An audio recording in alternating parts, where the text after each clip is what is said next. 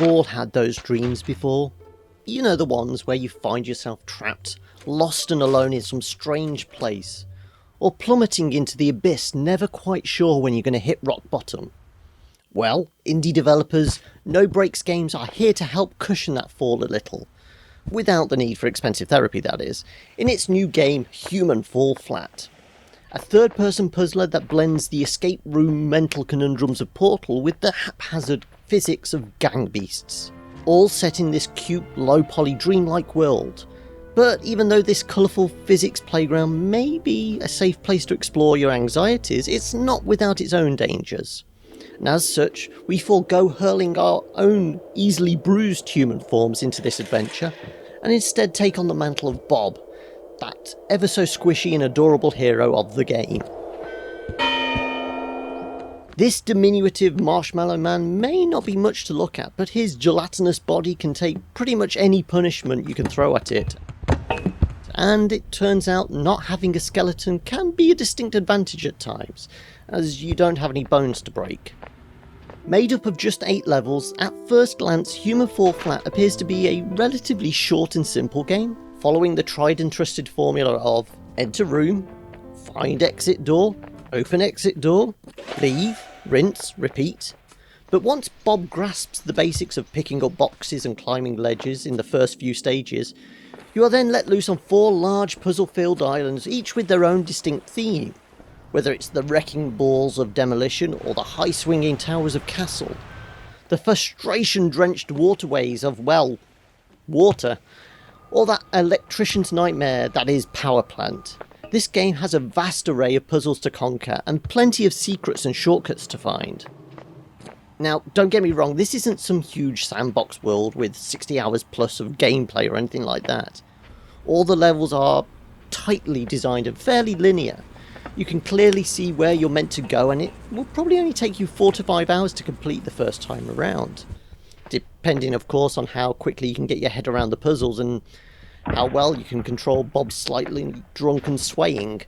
But there is plenty here for you to explore, and there is some real replay value in diving back into the levels to hunt for those aforementioned secrets. Gameplay-wise, there isn't anything particularly revolutionary here. All the puzzles are some variation on hit the switch to open the door, or bridge that gap, or just straight up bust through that wall in order to get to the next section. All pretty straightforward, but fun nonetheless. Where the game innovates slightly more is in its controls and exactly how you push those buttons or pull those levers. Using either the keyboard and mouse or gamepad, the principle is the same.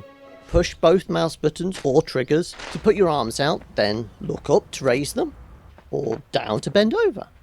With this in mind, you can pick up boxes, grab high ledges and pull yourself up, or pull levers down.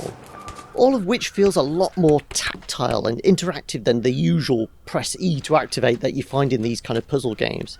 And it all quickly becomes second nature.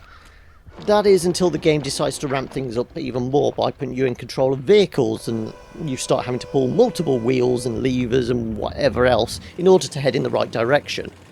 It's not quite patting yourself on the head and rubbing your tummy, but it's close enough. As for the visual aesthetics, this particular human may not win any beauty contests, but it's not a bad looking game either. Using that simple low poly art style that seems in vogue at the moment, Human Fall Flat, for as basic as it looks and as uninspired as the menu UI may be, has had some real thought and care put into its overall design. The environments are simple yet full of character. The pathing throughout the levels is clear without being overtly obvious. If you can see an object or building in the distance, the chances are you can probably reach it and actually interact with it. Nothing seems to be there just for show. There's even those little touches like the ability to watch the tutorial videos within the game. These are all neat little touches that help bring the game together into a fun-filled little package. And even after 10 hours or so of game time, I'm pleasantly surprised to find very few bugs or glitches, which is almost a revelation for a physics-based game such as this. Even more so coming from a tiny little team like No Breaks. What's more, if you're feeling creative, you can add a little colour to Bob's life in the game's character customization, which lets you paint whatever design you like onto his jiggling flesh. Or if you just so happen to have a friend sat next to you, you can also partake in a little jolly cooperation with some old school split screen action. Great, so this makes Bob the perfect human, right? Well, no, not really. One of the things that makes Human Fall Flat so much fun, its wild and wacky flailing physics, is also one of the most frustrating things about the game too. You'll undoubtedly find yourself screaming at the screen, willing Bob just to walk in a straight line for once, or stop teetering off the edge of a cliff. Whenever you turn around, his sticky fingers are gluing themselves to some wall rather than taking hold of that rope you're trying to grab.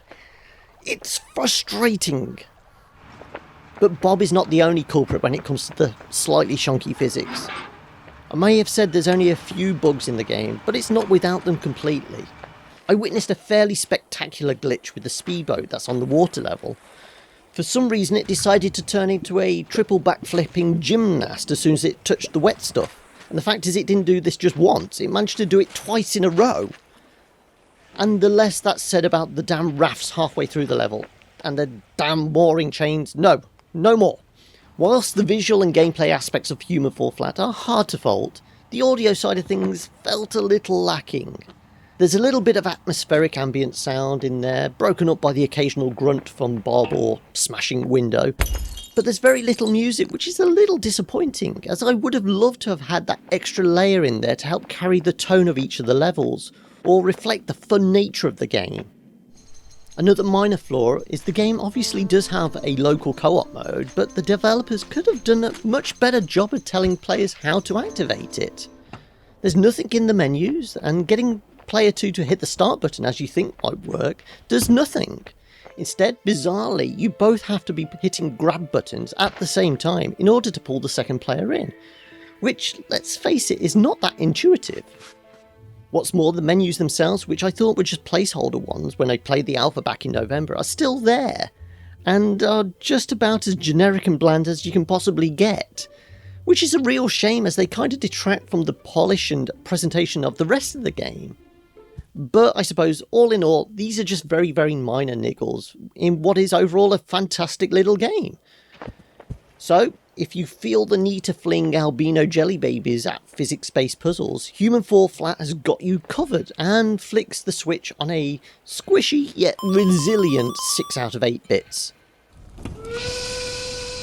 If you enjoyed this review, be sure to give us a thumbs up and let us know in the comments below. And if you want to see more videos like this, why not hit the subscribe button whilst you're at it? I've been John from The Kilobits, and you can find us across all social media, conveniently at The Kilobits. And if you want to help support the channel, you can also find us over on Patreon at patreon.com/The Kilobits. Alright, catch you later guys. Bye!